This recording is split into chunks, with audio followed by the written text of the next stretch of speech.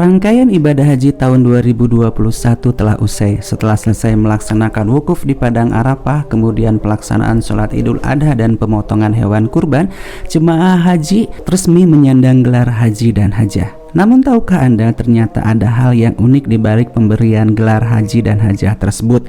Pemberian gelar haji ini memang tergolong unik karena hanya ada di tanah air. Di luar negeri seperti di Arab Saudi dan negara muslim lainnya jarang digunakan. Bisa diterima karena ibadah haji merupakan hal yang istimewa di Indonesia. Selain butuh biaya besar, menunaikan ibadah haji juga butuh pengorbanan. Bahkan ada yang harus menabung dan rela menunggu bertahun-tahun baru bisa berangkat haji. Lalu, kapankah gelar haji dan hajah disematkan kepada jemaah haji Indonesia? Ternyata penisbatan gelar haji di Indonesia dimulai sejak abad 19 saat kolonial Belanda masih berkuasa di Indonesia. Awal mulanya pemerintah Belanda mencurigai lonjakan jumlah pengajuan paspor untuk pergi haji sehingga mereka melakukan ordonansi, yaitu pengetatan dan pembatasan jumlah orang yang pergi haji setiap tahunnya.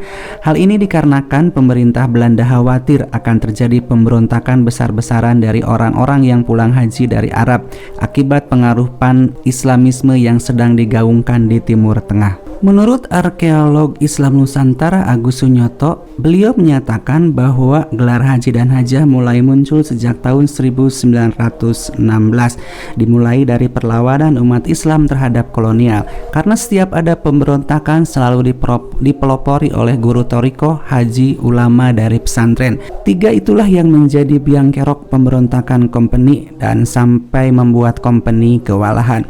Penulis buku Atlas Wali Songo itu pun menambahkan para kolonialis sampai kebingungan karena setiap ada warga pribumi datang dari tanah suci Mekah selalu terjadi pemberontakan. Untuk memudahkan pengawasan, menurut Agus, pada tahun 1916 penjajah mengeluarkan keputusan ordonansi haji, yaitu setiap orang yang pulang dari haji harus dan wajib menggunakan gelar haji.